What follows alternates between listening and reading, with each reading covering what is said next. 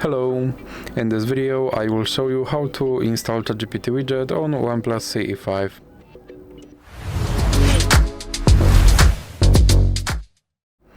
So you have to start by opening your Google Play Store, then click on search bar and type in wally.ai and click search.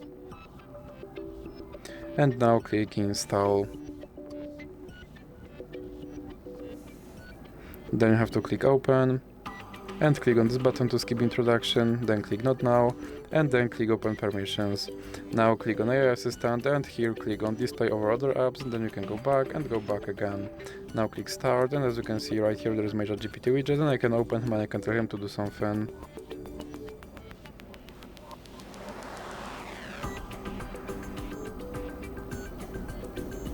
And as you can see, he responded.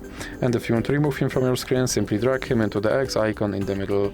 So that's it for this video. If you liked it, please remember to leave a like and subscribe.